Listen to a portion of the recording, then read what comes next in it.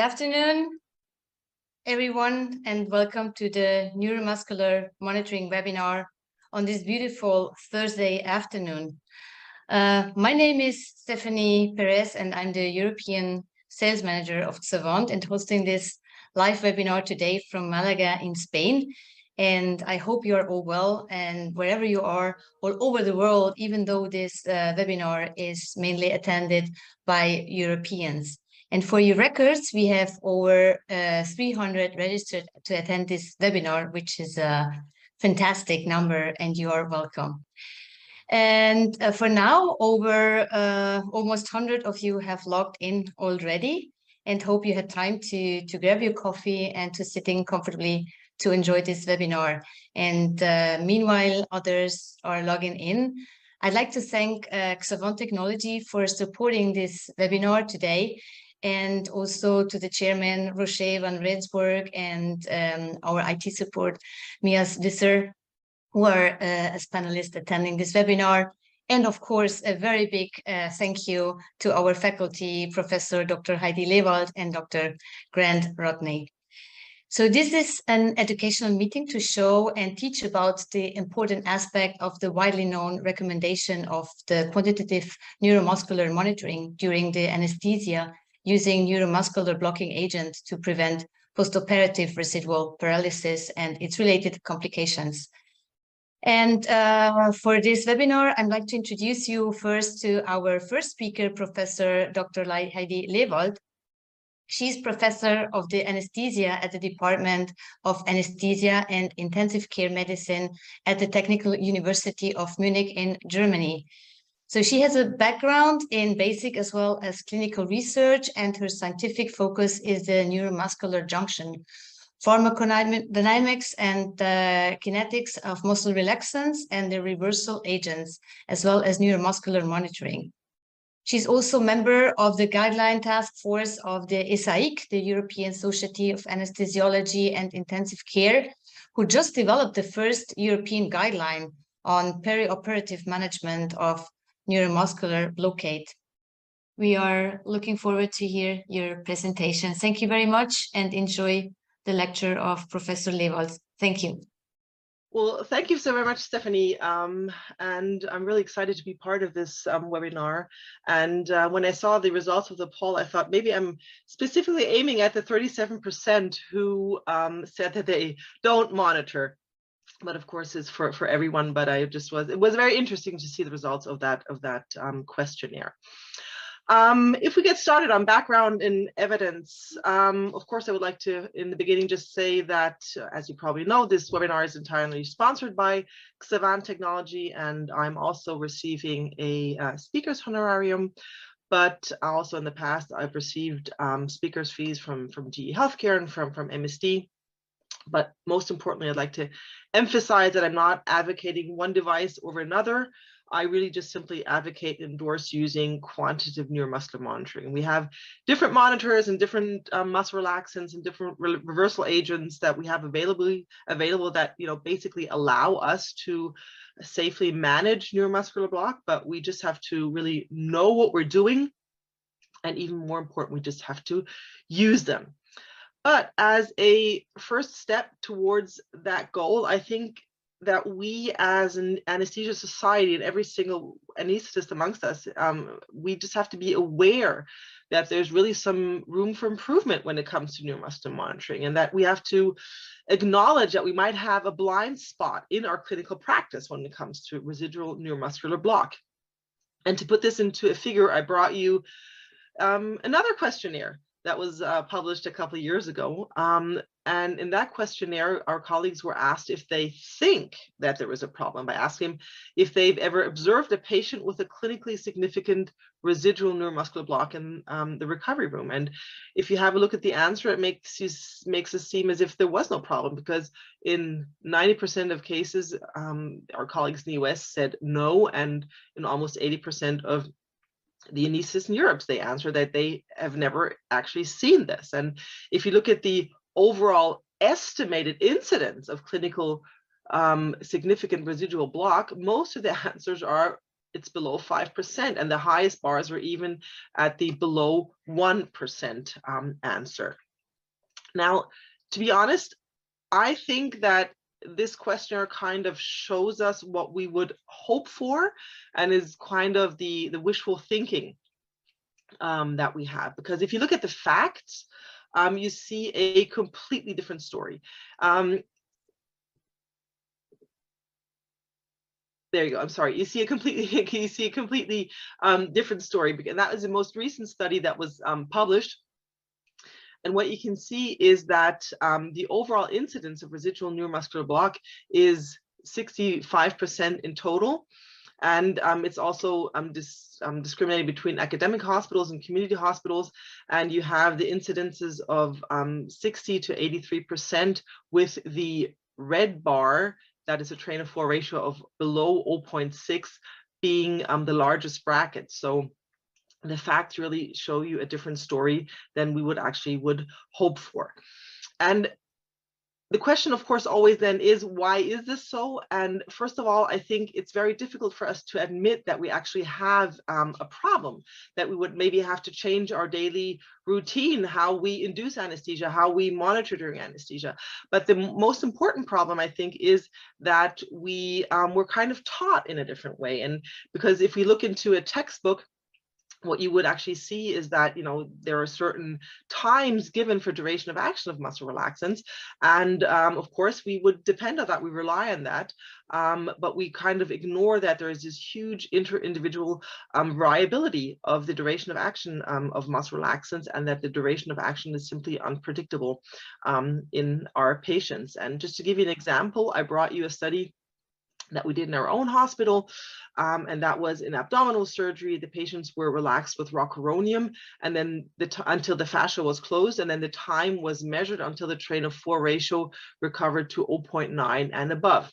And what you, of course, can see is that the average time for a patient to recover to that train of floor ratio of 0.9 above is about what you can read in the textbooks, and that is about 45 to 50 minutes. But you can also see patients that are way above that, that are over an hour, and sometimes even up to 2 hours. It takes them up to 2 hours to recover from their neuromuscular block until we're able to extubate them. And that is just a problem that we're facing in our everyday operating room. And no one's immune to residual block. No one is immune to, or no patient is immune. And you've probably all seen it. And I just wanted to share a video with you that I saw the day before yesterday. And I thought that would fit very nicely into this webinar. And that is, we have this young lady, or I was called to the OR by the nurse because one of the residents had asked me to come because this lady was breathing kind of funny. And this is what I then saw.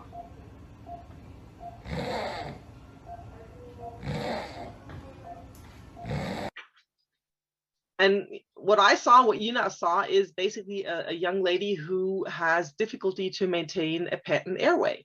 And I mean, why are we seeing this? The argument, and of course, or the excuse was always the same. It was certain time pressure. The case before that was kind of delayed. The surgeon was already nervous. Then you see the arms are both tucked for induction. That one was tucked as well.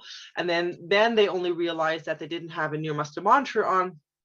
And then they thought, okay, they'll just use 20 milligrams of rocuronium for a 60 kilogram patient. And the procedure was just scheduled for 30 minutes and then took 60 minutes. So everyone thought that they were actually safe, but apparently they were not. So the next question then, of course, arises, is that actually clinically significant? I mean, you heard that little bit of snoring of that patient, but does that really matter? And I think it does, because if you have a look at muscle relaxants and the risk of post-operative pulmonary complications, what you can see here are the adjusted odd ratios, for desaturation and reintubation, and that how they are higher in the patients who received neuromuscular blocking agents. And if you go even further to the incidences of pneumonia, you have an adjusted odd ratio of 1.8, and that's simply because the patients received a muscle relaxant. Now, if you come from the question muscle relaxants and postoperative pulmonary complication, the next question, of course, is going to be, is it residual block that causes the postoperative respiratory complications? And it appears to be, because here you have two groups, patients who had no residual block at the end of surgery and the patients who did have a residual block.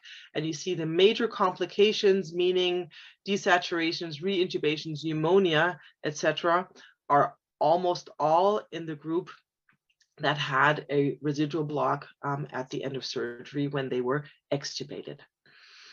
Now, some might think that this is a story of the past because, we have Sugammadex now available, although a lot of you also answered the question if they had Sugammadex available with no. I think it was pretty much about 50%.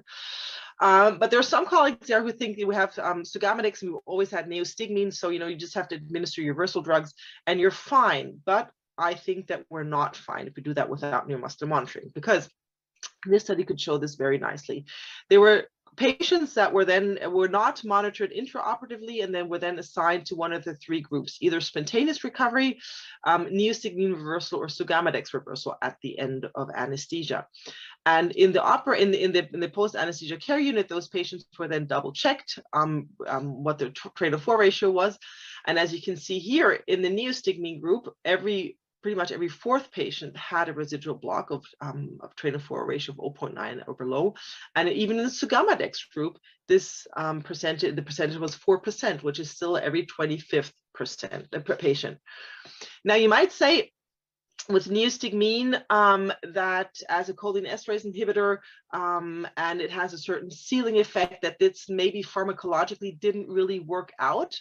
But with Sugammadex, to be very honest, and its unique mechanism to reverse any depth of neuromuscular block, I think that this is, pretty astonishing. And if you go even higher, if you go to a Trainer 4 ratio of around 1 unity or between 0.9 and 1, and we're going to talk about that a little bit later, which actually the best threshold for extubation is, you see numbers which I find totally unacceptable, especially in the Sugammadex group with almost 50%. So I really think that muscle relaxation as well as reversal of muscle relaxation is not possible without actually monitoring the effects of both. Now, so we have to delve into neuromuscular block monitoring per se, and we basically have three different options. First of all, it will be clinical tests where you have hand grip, head lift, and so on and so forth. Then you have qualitative neuromuscular monitoring where you visually or tactile assess the contraction of the muscle. And last but not least, you have quantitative neuromuscular monitoring where you have AMG, accelerometry, you have KMG, which is pretty much the same principle as AMG, and you have EMG. Now, I'd like to focus on this image first.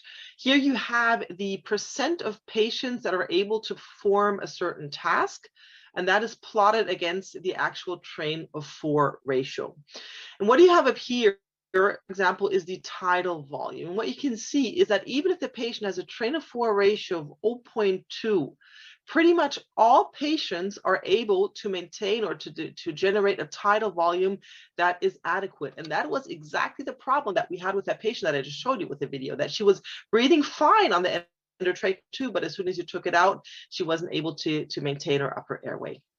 So tidal volume with an intubated patient is absolutely no good clinical test to detect residual block. Neither is things that we often do, like, could you please press my hand grip.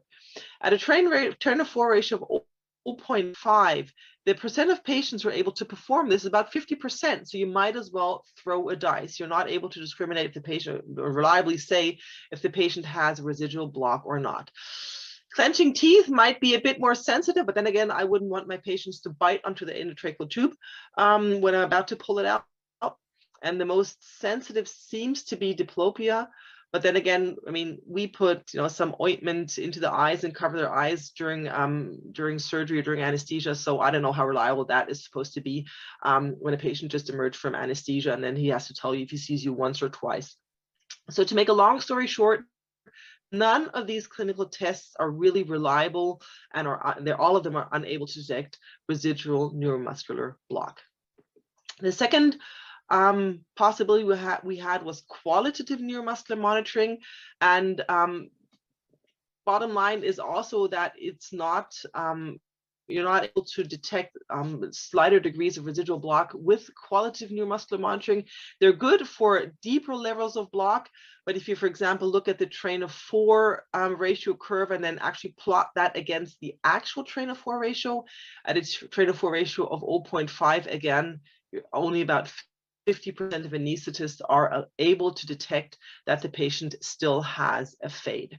And no matter what kind of stimulation mode you use, they're all far away from the ideal curve where you would be able to detect a fade in 100% of your patients up to a train of 4 ratio of 0.9. So again, qualitative neuromuscular monitoring is also not good for you and your patient to detect residual neuromuscular block.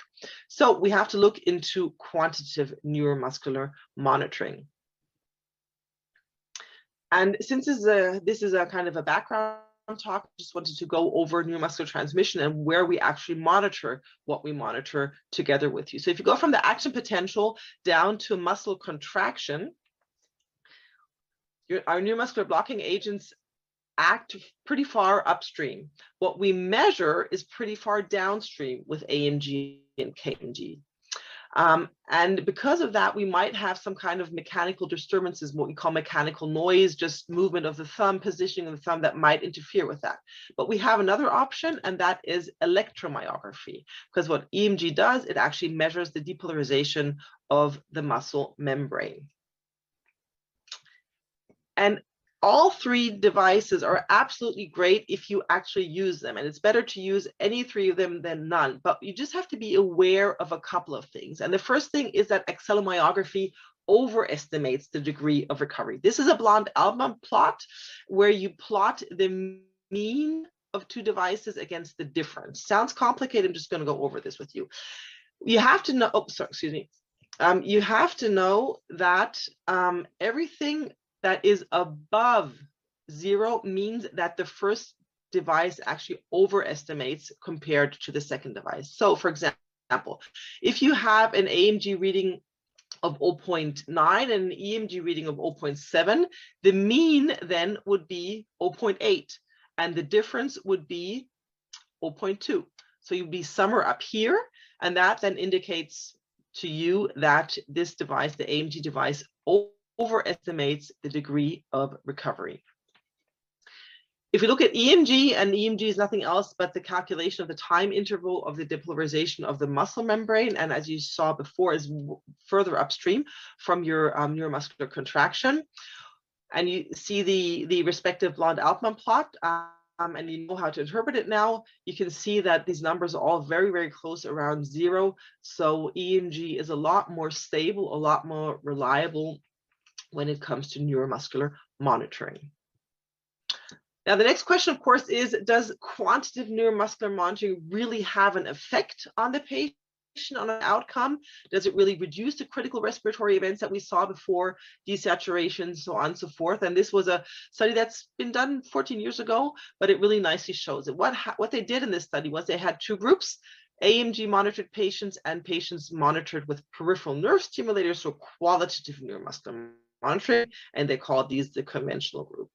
What you can see first is that these patients were monitored in the operating room and then double-checked in the post-anesthesia care unit, that the patients that were monitored with a simple nerve stimulator had higher incidences of lower degrees of residual neuromuscular block firsthand, and they also had a lot more episodes of critical respiratory events, these being either during transport from the operating room to the PACU or in the post-anesthesia care unit. They also had a significant higher percentage of critical respiratory events. So as you can see here, quantitative neuromuscular monitoring is really able to reduce these critically respiratory events. One study is good, but if you pool studies, it's even better. And this meta-analysis by Hugo Carvalho came out 2 years ago, and he could show that quantitative neuromuscular monitoring together with intermediate acting neuromuscular blocking drugs, and those are those that we use these days, rocuronium, cisatracurm, atracurm, had the lowest incidence of post-operative residual pluralization. Long-acting muscle relaxants would have been pancuronium, but I don't think that anyone uses pancuronium anymore these days. So the good thing about everything that I said so far is that a lot of guidelines have already taken up these studies and the results of these studies, and the one that came out last year in the UK from the Association of Anesthetists was one of the most advanced recommendations and boldest recommendations, which we kind of really celebrated because what they said was really fantastic for the first time. And that was that quantitative neuromuscular monitoring should be used whenever neuromuscular blocking agents are administered. That kind of makes sense, but the good part is that it should be used throughout all phases of anesthesia, from before initiation of neuromuscular blockade until recovery to the train of flow ratio, to 0.9 or above has been confirmed. So really, you have to put your neuromuscular monitoring device on before you administer a muscle relaxant and take it off when the train of flow ratio is 0.9 or above.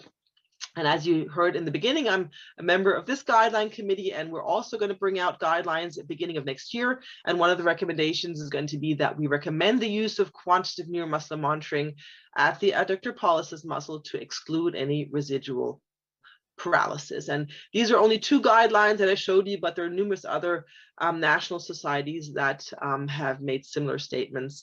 And so it is pretty much acknowledged these days that neuromuscular blockade monitoring is mandatory every time you give a muscle relaxant to your patient. So this being said, I don't think we have to be more explicit when it comes to neuromuscular block monitoring. There's no miracle, it's no rocket science. We just have to do it with every patient that receives a muscle relaxant, not only for us, but especially for our patients. With that, I really would like to thank you for your attention, and yeah, thank you for joining this webinar. I'm going to hand back to Stephanie now. Thank you very much, Heidi, for this amazing lecture. So it was brilliant. Thank you very much. And as I said before, all the questions they may raise from your lecture, we will answer after the second speaker, Professor Dr. Rodney Grant. So now we are going to present you our next speaker.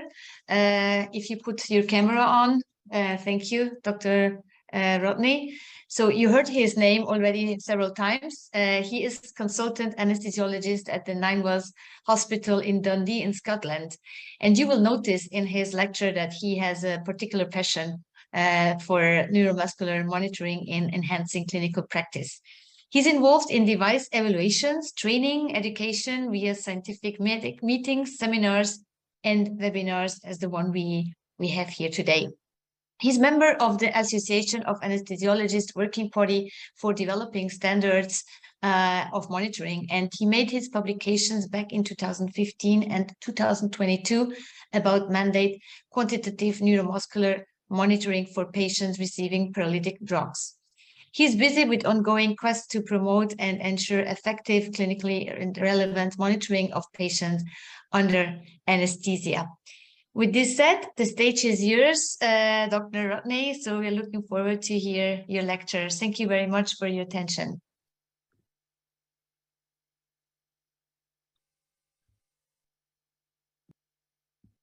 Okay, thank you, Stephanie, for the introduction. Now, I'm just going to put this into a slide presentation. I'm sorry. Can you see my slides and hear me okay? Yes, we do. So. Thank you. Yeah. So thank you. I live in Scotland. Yeah, some pretty pictures. It's a very small city, a long way from many of you in Europe, with some nice natural surroundings and a growing culture and environment to be. I'm going to move from the very knowledge-based and academic and excellent presentation from Heidi to just add some practical elements to that, and how I believe we can manage neuromuscular block. I'm interested to see, just first of all, by way of disclosure, I am a twitcher. There are two types of twitchers. I like both. I'm an active member, or have been, of the working party from Association of Anaesthetists for the last 2 publications on their standards of monitoring documents.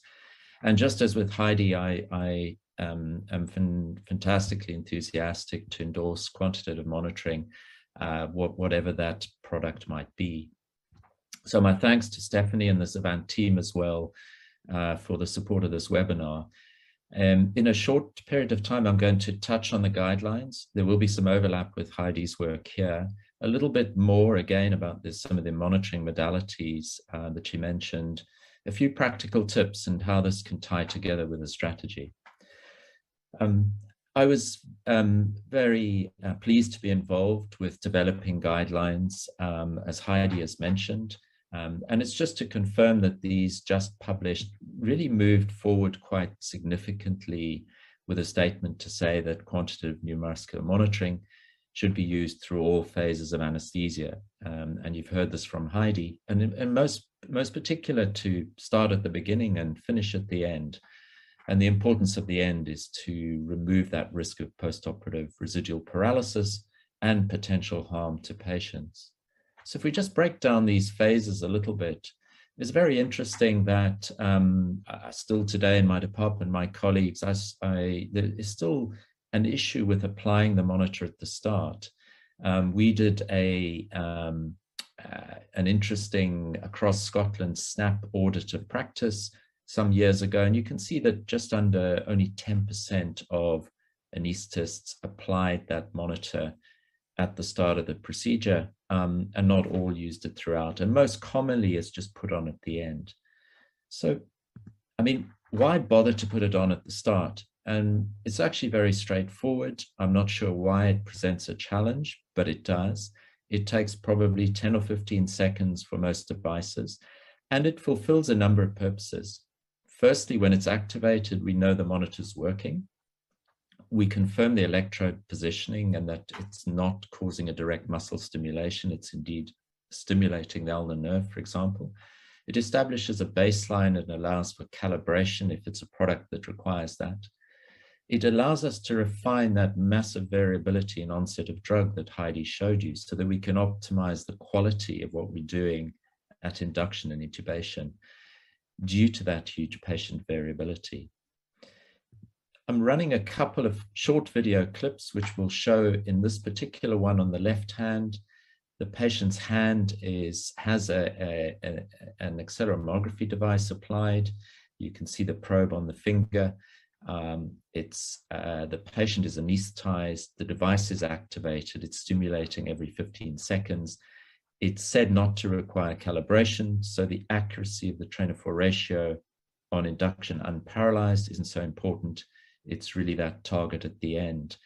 Very easy to apply, start the button, then paralyze the patient when they're anesthetized. Here's another device, just an example, in this case, an electromyography device that I'll talk a little bit more about. Here you can see it's testing out and a supramaximal stimulus and then delivering an initial train of 4. If you watch it running again, the start button is activated once the patient's anesthetized, detecting a supramaximal current and then a baseline train of 4. And everything follows on from then: onset of the drug, recovery, need of top-ups, and maintenance. And skipping on to the end, which is ultimately the key aspect about emergence and extubation. And again, the statement that we've said repeatedly and will continue to say, that patients should remain anesthetized and not awakened or extubated until the train-to-4 ratio is returned to a minimum of 0.9, and that can only be assessed using a quantitative monitor, whatever your choice of reversal agent is, and we'll come on to those. So there are a host of devices out there on the market, and if you happen to have a blank checkbook to go and buy them, there's a lot of choice out there. Most of us don't have a blank checkbook, certainly in the UK anyway. I'm not going to dwell on kinemyography and the trainer for cuff, but the major choice for most of us boils down to accelerometry and electromyography devices.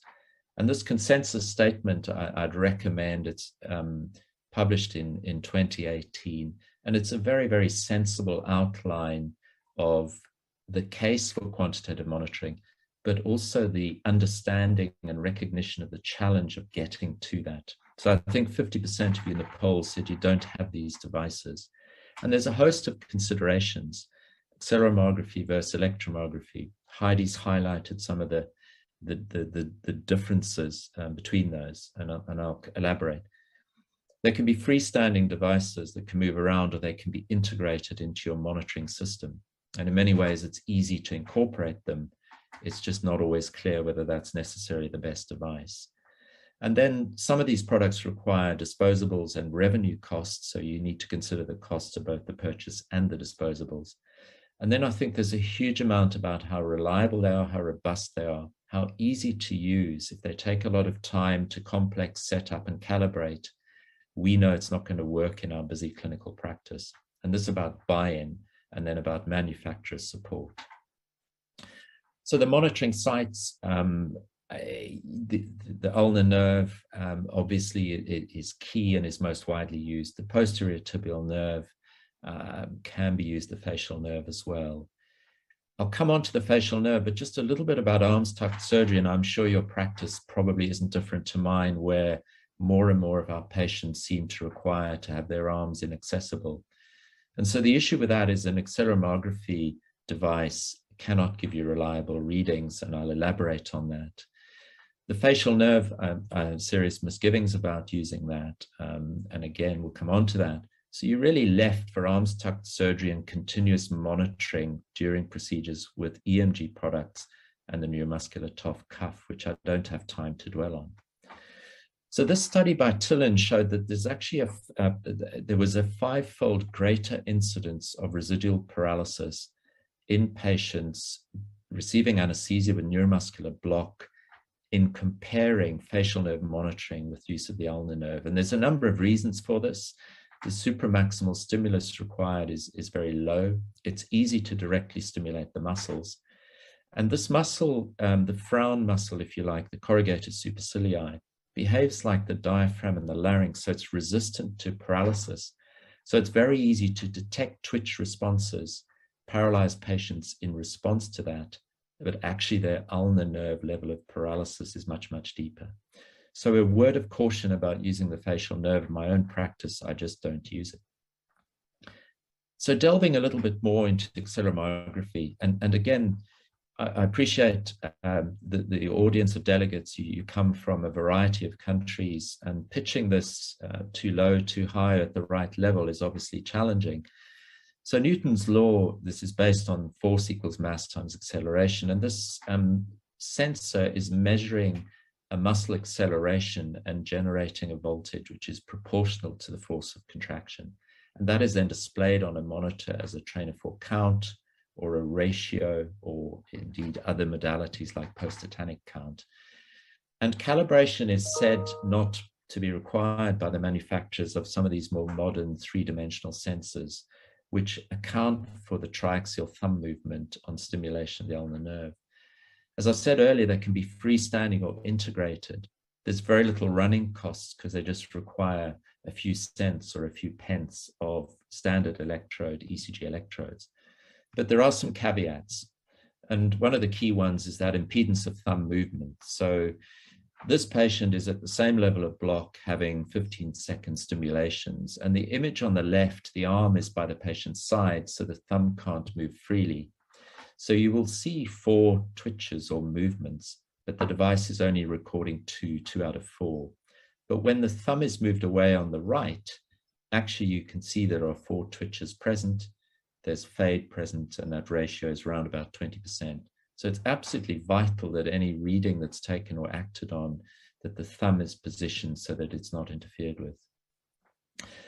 And here's another interesting concept with accelerometry, the issue of reverse fade. So the baseline measurement of an AMG very often is over 100% and can be quite significantly over it.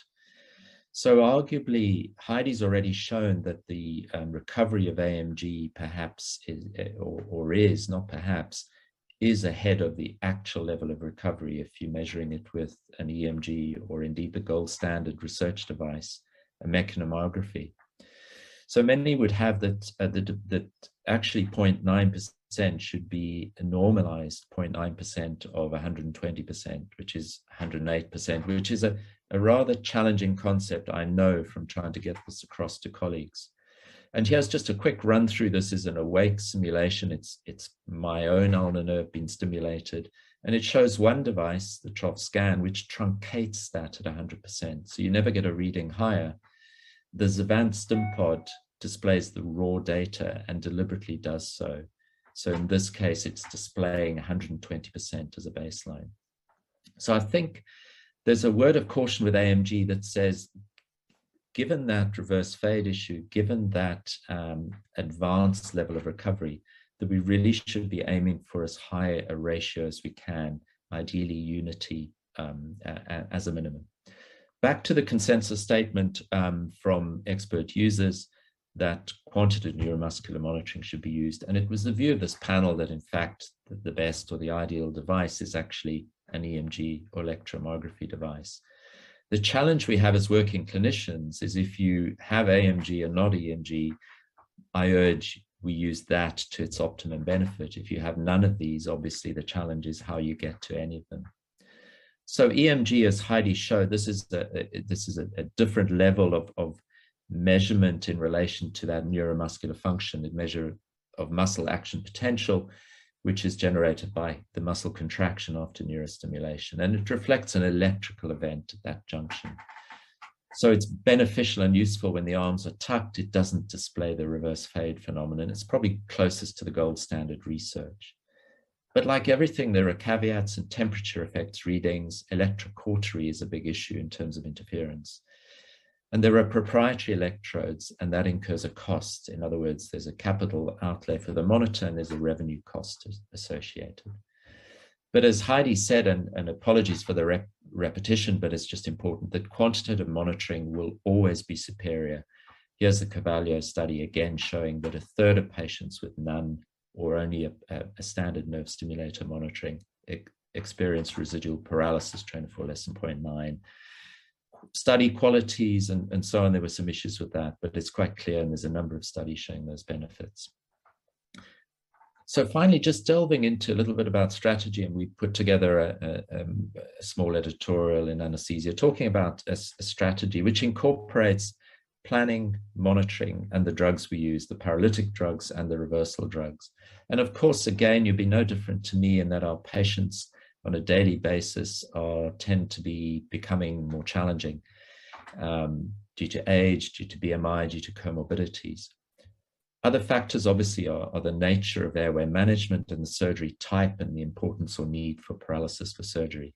So clearly we're talking much about monitors and quantitative devices and their benefit, and that needs to tie in with the drugs we have access to. And again, I appreciate the poll numbers were relatively small, but significant numbers, I think it was about half, do not have access to Sigamedex. And we all await in Europe with interest, I think, to see what happens as that patent expires 2023, I believe, in terms of drug availability from other manufacturers and cost.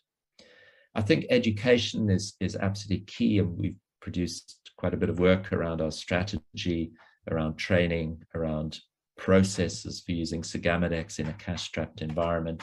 And this little low-key T-trolley concept, I think, is an excellent one. If your theatre system allows it, accompanied by some tea, coffee, and cake indeed, with a low-key interaction around operating theatres in the operating room, delivering small-scale practical demonstrations to colleagues. And we've run a number of webinars and seminars through the association. So how's a strategy tied together? So, you know, we've said it repeatedly, a quantitative monitor is required from start to finish. And it's about seeing and observing and not looking and not seeing. And it's this iceberg analogy. We cannot see that broad-based in terms of inadequate reversal unless we measure it. So it's also about planning, and plans need to change, as we all know when we go into battle in theaters and surgery, that plans for surgery and paralysis needs may change. And then I think with regards to drug use, there's an issue, I think, with optimizing NMB use and avoiding overuse. And I think this is particularly important if neostigmine is your drug reversal choice. So I think we should paralyze patients when we need them and only then. And these drugs should be based on the ideal body weight and given in the smallest doses with minimized repeat doses. And it isn't me saying that. These are recommendations from the National Audit Project 5, which is about awareness under anesthesia, big projects in the UK. This is just one of many, many recommendations. And the first being essentially that awareness only happens when patients receive NMB drugs. But this is one that says we should plan, or suggest we should plan the use of our relaxants very carefully, consider if we need them at all, if we do, when to use them and to what depth. And then reversal, as I said, is going to depend on availability of drugs, correct dosing and depth. And I believe there's a target here, which is that residual paralysis of our patients should and can be a never event. This drug dosing table takes a little going through, and given the time, I'm going to somewhat rush through it. And it's essentially a guidance for the safe practice and best use with neostigmine at different levels of block. So if you look at the columns, the qualitative PNS, just ignore that really, but the quantitative PNS column, this one here we have on the left-hand side, the recognized definition or description for depths of block from very deep to recovery and awake. The post-tetanic count, 0 to 15 is either a complete or deep. Moderate block is where the train of 4 is present, 1 to 3 twitches, and then shallow block where the ratio is less than 40%, minimal block where it's 40 to 90, and then recovery.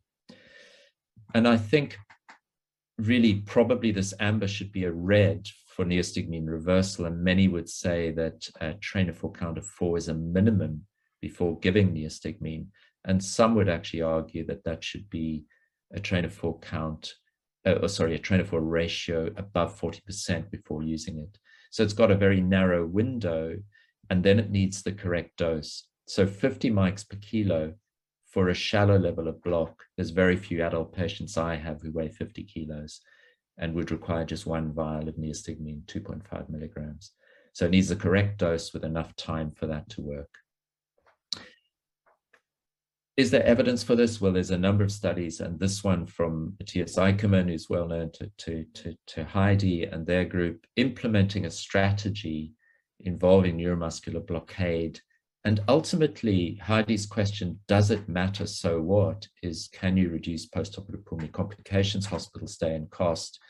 And this very large quality improvement program focused on drug dosing, cognitive aids, education, financial incentives, and a neostigmine dosing table, the likes of which I showed you.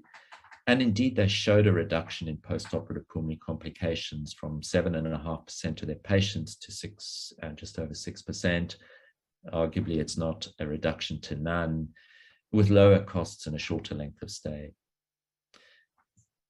I just want to start to end with a rather ridiculous statement. It's a stupid thing to say that Xavant is not a monitor.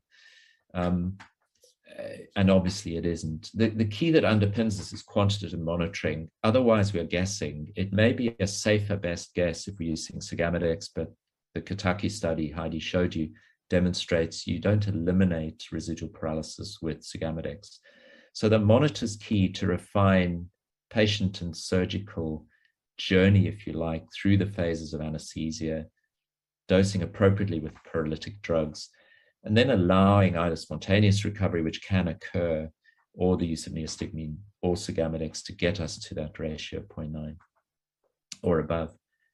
That Xavant is uniquely effective, providing a dose-dependent reversal from any level of block, but still has that variability that needs measurement and monitoring. And I've not got time to go into it, but no drug is without adverse effects. So we should only use drugs when we need them and in the smallest doses. And finally, I've said it with neostigmine, But this narrow therapeutic window means we need a high level of recovery before reversing. A train of 4 count of 4 is a minimum to wait to get there. And then the correct dose given early will ensure better outcomes for patients and safe recovery to 0.9. And I believe if you use the QNMB monitor with neostigmine, it really unmasks this patient variability and really needs us to think very much about how much we paralyze our patients. So in summary and closure, thank you for listening. Thank you to colleagues in Xavant for this. What I would say is that if you've got the monitors in your place and you don't routinely use them, please just try them. Do your normal practice, put them on. If you don't have them, there's opportunities to use the guidance coming from the association and also from the European group shortly. Effecting change in our own practice is challenging and in our departments, but I'm certain it's worth it. It's worth the effort. It's practice changing. And I'm going to quote my colleagues in Xavant. I'm not sure if they will thank me for this, but they have an incredibly lofty goal of eliminating neuromuscular blockades, residual paralysis. It's a massive challenge globally, but I'd endorse that. Thank you for listening, and sorry for running over slightly. Thank you very, very much. Brilliant, Dr. Rodney, and thank you very much for sharing this amazing lecture with information.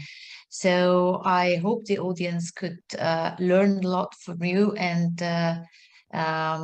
of course, there may be a lot of questions yet that are maybe not raising here in our webinar, because looking into the chat, we don't have much questions. I have questions from Andrew Murai. Do you think that sugammadex has led to a sloppier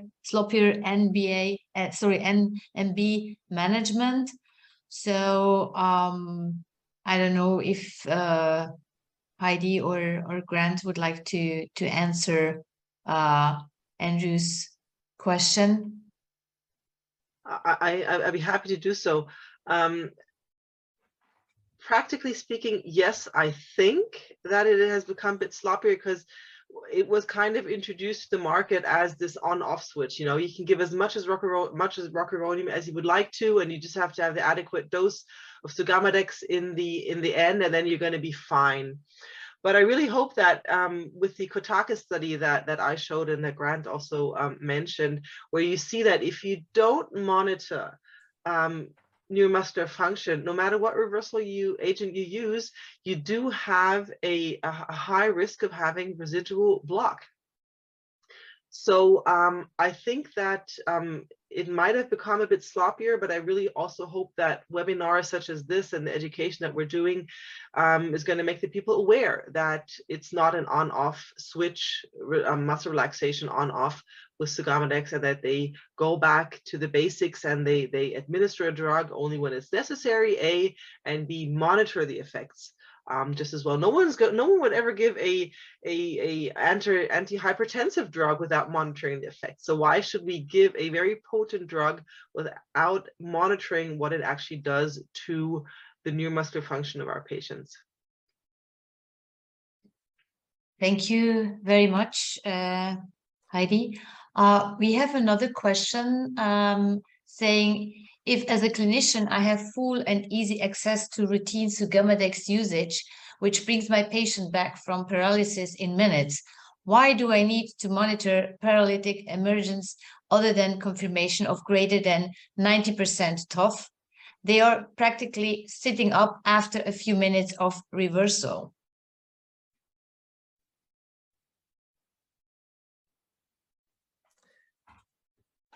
I think much of what we said, sugammadex reverses the effects of neuromuscular block extremely effectively, as is pointed out.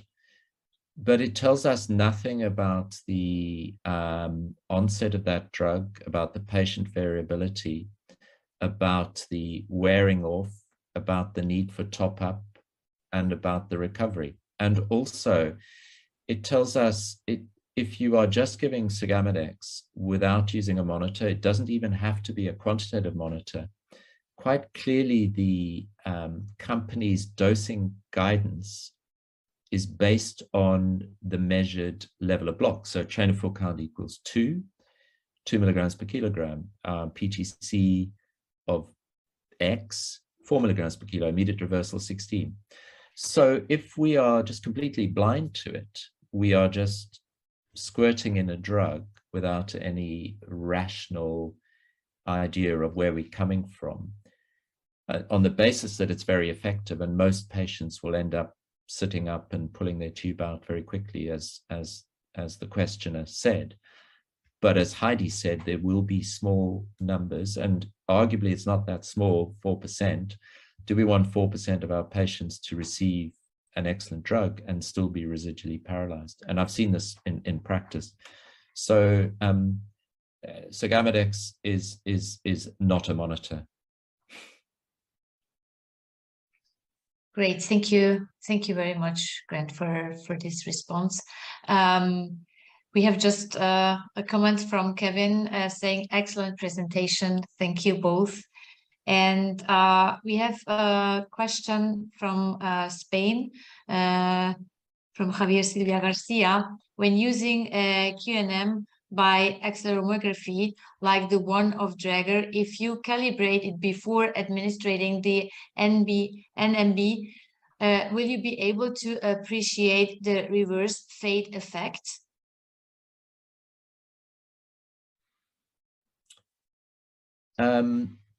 Heidi, I don't know if you've used this device. I do, and it's one of the challenging things I find with the way we work is that I can't stabilize the patient's hand in the same position usually.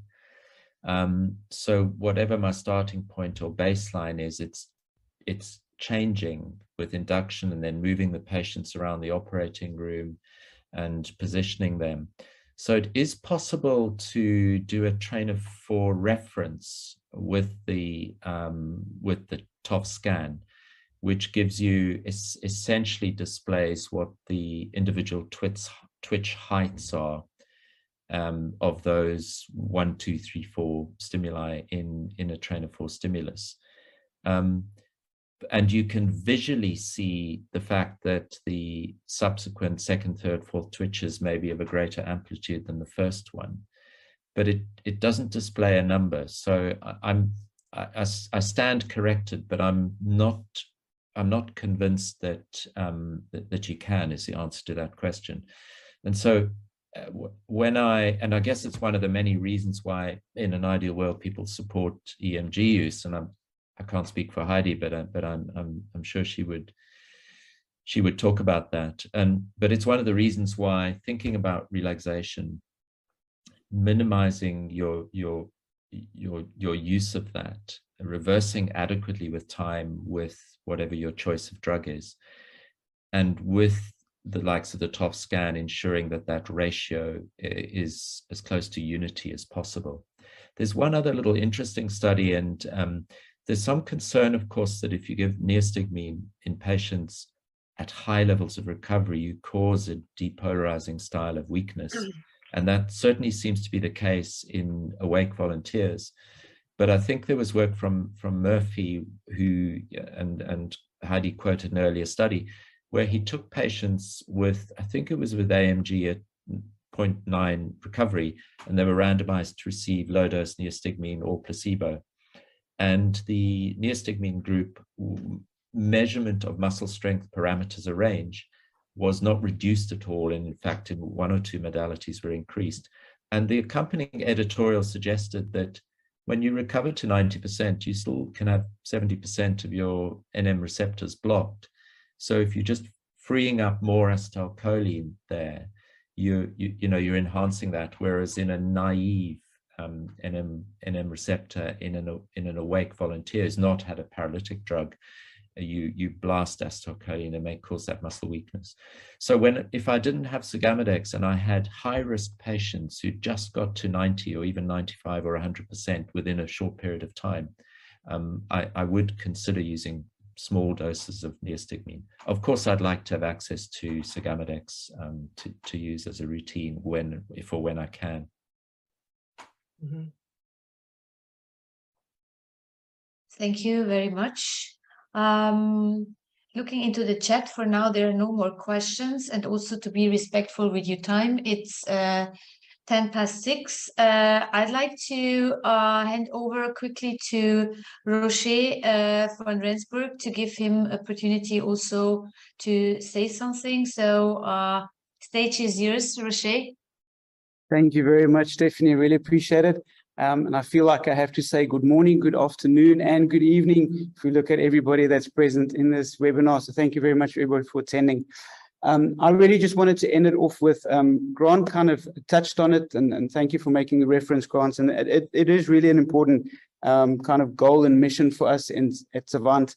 We've really made it our mission to eliminate residual neuromuscular block. And we've kind of given ourselves a timeline to do this in as well. So the entire company is focused in getting this done. And we've kind of split up things into 3 major parts. One of course is product. There has to be a device out there that can do this. But there's lots of devices out there, as you saw in these webinars. And a second part of is kind of a service component that we're looking at. But the third leg of getting this done over the next 2 to 3 years is education. And it is a vital component for us to get that done. And these kind of webinars is really part of that leg. That's why you see that we address multiple devices in here.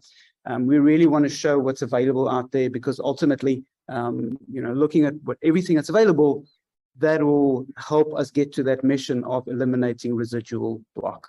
And that's really what these educational series are going to be about. So a big thank you to Prof. Xavant and Dr. Rodney for coming onto these webinars, and we hope to have many more of these in the future and really educate. There's a big gap out there to educate properly. So thank you for everybody for being here. It's really, really nice. As Stephanie mentioned, please send all your questions to us. Prof. Xavant and Dr. Rodney will gladly answer those offline afterwards, and we'll make sure that you get your answers to these things. So thank you very much, everybody. Thank you, Stephanie. Thank you very much as well, and for your attention. And you're going to receive the recorded video so that you have a chance to look at it again. And as Roger just said, please feel free to come back to us with any inquiry, or if you would like to have a demo, whatever. So we are here for you. Thank you very much, and have a lovely evening.